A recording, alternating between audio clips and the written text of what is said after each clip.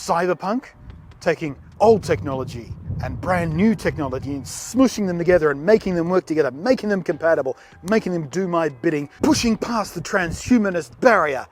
Well, no, it's not. It's just using an old vintage lens on a brand new camera. There's nothing cyberpunk about that. But now that I've said the word cyberpunk, I can tag this video cyberpunk and ride the hype train of that new game that's coming out.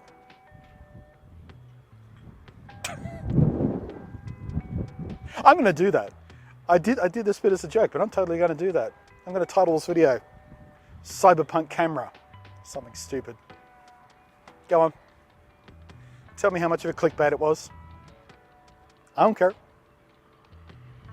Whatever it takes to get you to bloody watch my videos. Hello again, I am Blunty, and this is a legend. This is the Pentax K1000. This is the camera I learned photography on. Well, it's not the exact camera I learned photography on. The exact camera I learned photography on belonged to the school and had to borrow it, and it was in a lot worse condition than this one is. This one I picked up about 7 years ago at a market because, well, it's a part of my personal photography history, this particular model, and I wanted it. And it's a beautiful object in its own right. Aside from being beautifully designed and beautifully mechanical, it's just beautiful to look at. I wanted it, and I picked it up really cheap as well, like ridiculously cheap, way cheaper than it should have been available for. I don't think the person who sold it to me knew what they had, and I wasn't about to tell them because I wanted it. But the lens that's on it, this is not the lens that I learned to shoot on. This is a little 28mm Formula 5 cheapo kind of thing that I picked up with the camera because it was like 10 bucks, and I thought, why not? The lens I learned to shoot on is the lens you're looking at me through right now. That is the Pentax M SMC 50mm f2. And as far as lenses go, it's what these days we would just call a nifty 50. It was a commodity lens. It was cheap. In fact, it was the kit lens that came with most K1000s sold.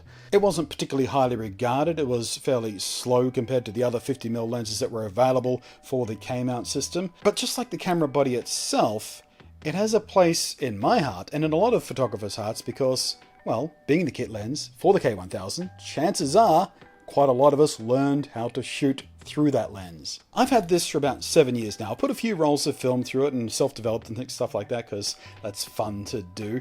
But I haven't had a full frame camera body to use the camera lens on until the Lumix S5, which you're looking at me through the lens right now, thanks to a little adapter that I got. Just a little dumb adapter. It doesn't need any electronics or anything like that, like the one I showed off for the Sigma 18-35 a few videos ago. This is just a dumb adapter. It just mechanically adapts the lens to the camera body because, of course, the lens is completely manual, as is the camera it belongs to. I did have a Pentax K-mount to Micro Four Thirds mounts, so I have shot this camera digitally a couple of times, but the Micro Four Thirds mount gives you a 2x crop, so it made this an equivalent of a 100mm lens in 35mm terms, and it didn't get any of the wonderful edge characteristics that this kind of lens has as well, because it's only 5 lens elements in 5 groups, so it's not very sophisticated by today's standards, which means it has some character to it, and you're seeing some of that character right now, and I'm going to demonstrate to you what the character is by switching out for a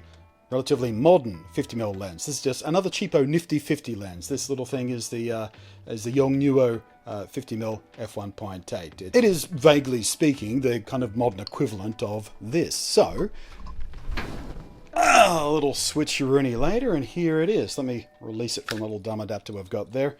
So that's all it is, this little bugger right here. But now that you're looking at me through this lens, compared to what you were watching through this, you can see what I mean about character. It has that sort of soft, dreamy glow to it. And this is fairly clinical kind of lens compared to this. And that being said, this lens isn't particularly optically perfect either. It's a very, very cheap and nasty little Chinese 50mm lens that I bought for funsies. So, like I said, now that I finally have the Lumix S5, I finally have a full-frame digital camera that I'm really happy with. I've waited and waited and waited for full-frame cameras, and I talked about this in the videos I made about the S5.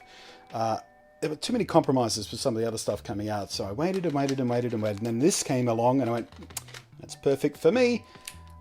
So yeah, this is finally having a camera, a full-frame camera, that I can take these lenses and, you know, several other old lenses I've got and shoot them in full frame like they were designed to be in the first place. I mean, don't get me wrong, I love my Micro Four Thirds system, but it does miss something when you're adapting lenses to it a lot of the time. So let's go out in the world and see what I got with this thing. Now, I didn't shoot much video, sticking mainly to stills, in the spirit of revisiting the lens I learned to shoot stills on, but we'll start with video anyway. I also did 2 separate photo walks with it, one in a bright, cloudless Sydney summer morning, and this one I shot in black and white, looking for that deep contrast and flowing tonality, once again in the spirit of how I learned to shoot, because black and white film was cheaper and significantly easier to develop yourself in a less than spectacularly funded college darkroom. Come to think of it, I don't even think we had the equipment or chemicals for colour development, even if I wanted to. Either way, we were supplied with ISO 100 black and white film, and not particularly good ISO 100 black and white film, subbed in my own once or twice when I can afford some nice stuff. And of course we had the Pentax K1000s. If I remember correctly though, there was also a couple of Pentax MX bodies, which was a kind of cheaper follow-up to the K1000. Although of course I always asked for the K1000 as a strong personal preference. As I mentioned in some previous videos about the Lumix S5, I really quite like the built-in black and white modes. So again, in the spirit of the learning process I went through with the lens all those years ago, I shot with the black and white baked in. I also turned around the flippy screen and shot using the EVF only, again in the spirit of how I learned. So everything you're seeing is right out of the camera. I was also locked into ISO 100 to reflect the film speed I was shooting at back in the day, and I was using the shutter speed and aperture for exposure, just like the old days. Basically, I did everything I could to indulge my nostalgia. I was shooting fast, loose, relaxed, no other support equipment, just like back in the day, and I was kind of just looking for shape and tone. And though by nature of the Lumix S5's sensor delivering extremely clean images, we're not seeing the kind of texture and film grain that I would have seen back in the day on film, but I still think these images really do bring a lot of the nostalgic character of film and cheap lenses with it. It's a more gentle contrast, a slight soft glow, and that hint of vignetting at the edges that I sidestepped when using this lens on a Micro Four Thirds body because naturally they crop it out. For the second shoot, I took it out at 4 AM, and this time, without the sun's enormous directional light to help with tonality and contrast, I shot in colour, using a new photo style only just added in the latest firmware update to the S5 called L Classic Neo. It seemed appropriate for a film lens, so I gave it a go. I quite like it actually. Overall though, I think somehow it loses something in these conditions. Maybe it's because I literally never shot with colour film with this lens, so I wasn't sure what to expect from it. Maybe it's because I never shot with this lens in the dead of night, because, well, I couldn't. Maybe it's the even gentler contrast without direct sunlight helping us out. Maybe it's something else I can't quite put my finger on yet. I mean, I like several of the shots I got. In fact, I really like a couple of them, but not as much as the black and white day shoot stuff. And I just don't know whether that's pure nostalgia leaning me that way, or what. What do you guys reckon? What's your favourite?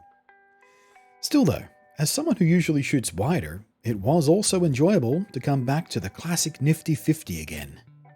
Kinda missed it. Now obviously not the most practical lens in the universe to be shooting with, particularly the way I shoot, because it slows me down. But then again, I like it because it slows me down, because it makes me think about the shot I'm doing.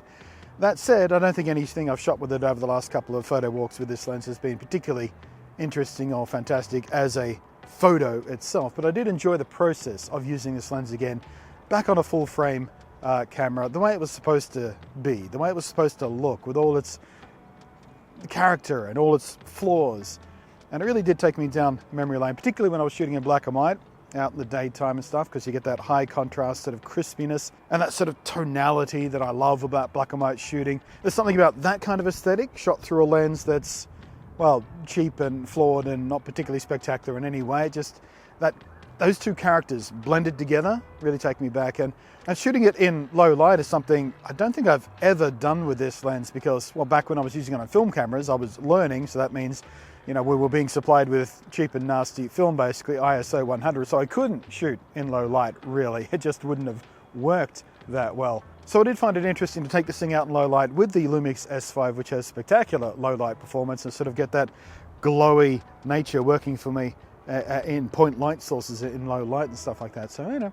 But yeah, like I said, not the world's most practical lens. It's not a lens I'm going to be using frequently on this camera, but when I do take it out, I know I'm going to enjoy it, and I know I'm going to get something sort of special, something unique, something that I can't get with the other lenses in my collection. At least not yet, because lens collection's always expand over time, don't they?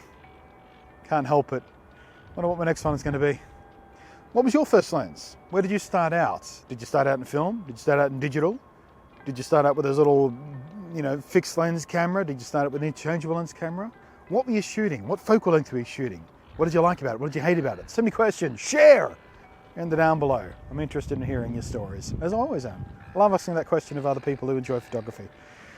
So, thank you as always for watching. I am Blunty. We'll catch you next time. And of course, thank you to the patrons scrolling up above there. I do appreciate your continued and generous above and beyond support. Now, I'm going to enjoy the sunrise that's happening over there